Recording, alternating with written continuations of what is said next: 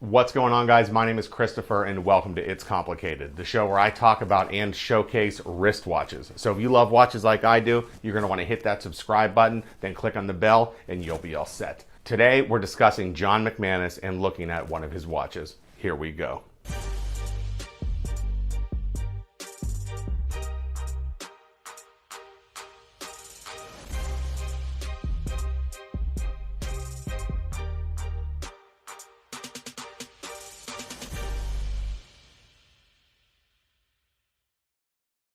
So right around the time I was working on my Cool Watches and Film episode about the Seiko 6105 that Captain Willard wore in Apocalypse Now, I was searching 6105 on Google and I found a few homage watches. And one of the homage watches I found was from a guy named John McManus. So I figured, neat, I'd send him an email and see if he would float me one of those for review purposes. And he got back to me and he said he does not have any for review purposes and that wouldn't be possible. Fast forward 1 week later, I would be watching Archie's live stream on a Friday night, and I heard Mark mention that he was getting one from McManus to review. Also, Clyde would be getting that as well. So I reached back to John and I said, hey man, I thought you didn't have any of these to give away for reviews. Not that I even wanted to keep it, I was just gonna send it back. So of course, he backpedaled pretty quickly and said that I would be on the list and I would get it after Clyde.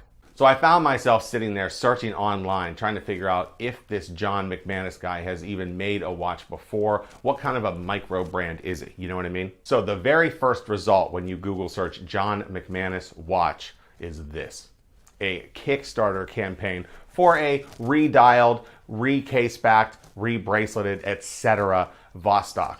Now this is the McManus Amphibia. This watch was 100 euros for one, and this watch raised about 3,100 euros. And shortly after the end of the funding, the comments began. There isn't one comment from one person who received that watch. A bunch of people have left comments complaining they never received anything, this is a scam, why won't Kickstarter do anything, etc. There's even been complaints as recent as less than a month ago. John himself had a ton of comments on there about 7 or 8 months ago, but Kickstarter has deleted all of them, so I don't know what they used to say. According to the comment section, John McManus himself completely stopped responding to any emails, any private messages, any comments, etc. at least 6 months ago.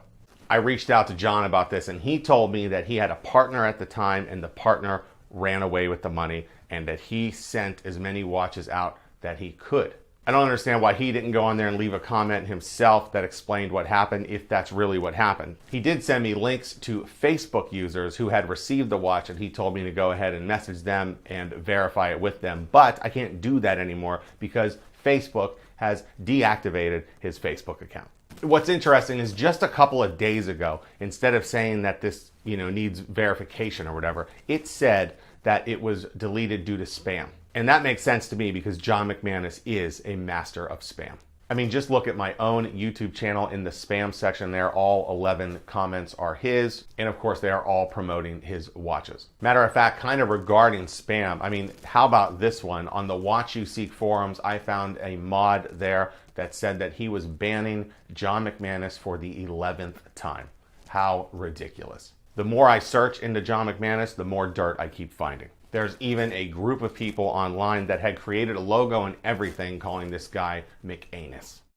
Just when I thought things couldn't get any worse for this guy, I find this. Here is an article from 2013 of a John McManus from Ireland, where this John McManus I'm talking about is from. So could be the same person looking to find a female counterpart to escort him on a deserted island for a year. Fast forward 1 year, and here's an article about the very same John McManus I was just talking about being exposed as a pimp. You heard that correctly. He advertised on Escort Ireland, and he was caught by a reporter after telling her that after servicing men, he would receive half the money. Now, could the John McManus that had the Kickstarter campaign be a different John McManus than the one that was exposed as a pimp? Yes, that is a possibility. But same country, same name, same complexion, age fits right around where you would think somebody would be into that watchmaking hobby. So why am I telling you all this? Why am I rambling on and on and on about John McManus? Well, I was going to do a video on that 6105 homage piece that he did, and I was kind of looking forward to that. I do love that design, and of course I love the movie Apocalypse Now. It was supposed to go to Mark, then Clyde, then me, then I was going to forward it to somebody else, etc. Then all of a sudden he hits me up and says that that watch is no longer being made. He didn't reach the goal on Indiegogo, so he had sold the 2 prototype pieces privately, and now he wants to send us something else. So now he's sending the watch we're talking about in this video out to 5 YouTubers. Well, guess what? 4 of them declined to have anything to do with it. They want nothing to do with him, nothing to do with the watch. That's the reputation that this guy has. I was the only one willing to make a video about this watch. But if I was going to make a video about the watch, I had to also mention his questionable past. And that's something I told him. And now that all of that is out of the way, let's get to the watch. All right, so here we have the case it came in. Nice case, very sturdy. He does ship worldwide, and there's definitely no jiggle room in there. Let's open this sucker up. There's the watch on a nice little pillow there. So this is the McManus 2824-2. It's an homage watch to the Rolex Submariner 6538 and the 5517 Milsub. It has a 41 millimeter case, 13 millimeters thick, 50 millimeters lug to lug, and a 20 millimeter lug width. So this would fit a NATO strap nicely. Now, the movement in this watch is an ETA caliber 2824-2. And it has been keeping excellent time. And I'm sure that's a big part of the price of this piece, is having that ETA movement. So we know the movement was made in Switzerland and the watch was assembled in Switzerland. Now it says here that it has a 20 millimeter Super Oyster bracelet tapering to 18 millimeter, but there's really not a whole lot of tapering going on there, is it? Just this link tapers, everything else does not. This has a double-domed sapphire crystal, and it also has a sapphire coating on the bezel here. The lume is using a Swiss-made blue Super Luminova. It's on the bezel, the dial, and the hands, of course. It does have those applied hour markers there. Pretty nice. It's 660 feet water resistant or 200 meters water resist. Has a screw-down case back, screw-down crown, which is signed with that M, you can see there, pretty good. Now, he's asking $600 US for this watch. And being a micro brand, you're not going to run into anybody else wearing this watch, so that alone has its own benefit, if you ask me. Now, he does offer a 2-year international warranty against defects. Yeah, you know, and at first glance, this is not a bad looking watch. Nice, smooth, sweeping second hand, looks pretty nice. No crown guards, which is kind of cool because you do see crown guards everywhere. But one of the things I noticed with this watch is when I unscrew this crown here, boy, it is tough to unscrew, and it really feels, I don't know, it just feels like it feels like metal is grinding. Now, when you wind it, smooth, nice winding motion as you'd expect with this being an ETA movement. But screwing down that crown, it just feels, it makes me kind of cringe, you know what I mean? It just has that cringy feeling. I don't like it. It feels very cheap, very tough to turn to get back in the correct position. Now the hands, I'm not a fan of that hour hand. It just doesn't do it for me. The minute hand is fine. The second hand I think is pretty sharp, but the hour hand just doesn't do it for me. The bezel insert, I think that alone has an issue. And let me see if I can show this on camera. So there's the bezel marker at 12 o'clock, lined up perfectly at 12 o'clock. And it looks like the 30 at the bottom there isn't lined up. That could be some kind of printing error with the dial. That could be a bezel error, but it just drives me crazy. I know it's just a tiny, tiny little bit, but that does drive me nuts. So something John said is he designed this watch to be a modern day twist on a classic, meaning it's going to have all the modern day bells and whistles, but still kind of look like that Rolex Submariner. And for the most part it does. It's using an ETA movement. It has applied indices. For the hands, it has a nice lume, but then you turn it on its side here and it has a holes case. So I'm not sure what the point of the holes case is if you're trying to do a modern example of a classic piece. The weight of this watch is nice. It's got good heft to it. It's got solid center links, you know, and then right here, this kind of feels cheap too. This feels like there's a little bit of grinding going on there.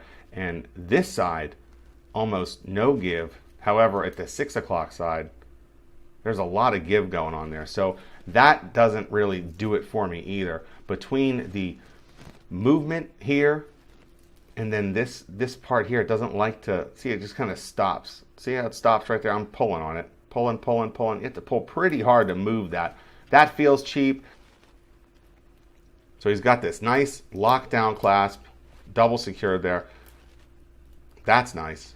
But let's have a look at this bracelet. There is some bizarre stuff going on here, and I definitely want to talk about it.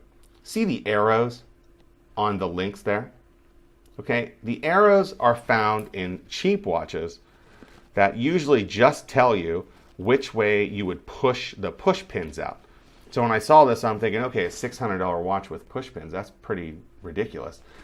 But then I examined it closer, and there, you can see those are screws. And I actually used my screwdriver.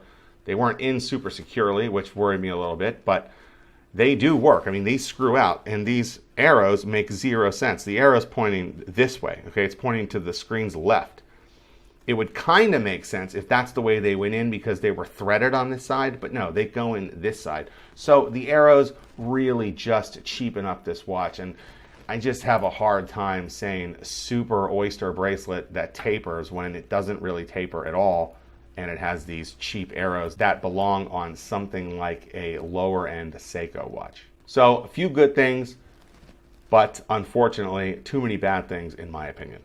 And there's the watch. Just a couple things I didn't like about it, especially at a $600 price point with that cheap bracelet, the holes case, which doesn't fit the modern era, and that questionable bezel placement. It just doesn't seem like that lines up perfectly. And then of course you throw Mr. McManus's questionable reputation on top of all that, and it's gonna be a strong pass from this guy. And that wraps up another episode of It's Complicated. Don't forget to subscribe to the show, like this video, share it with all your friends, and I'll see you next time on another episode of It's Complicated.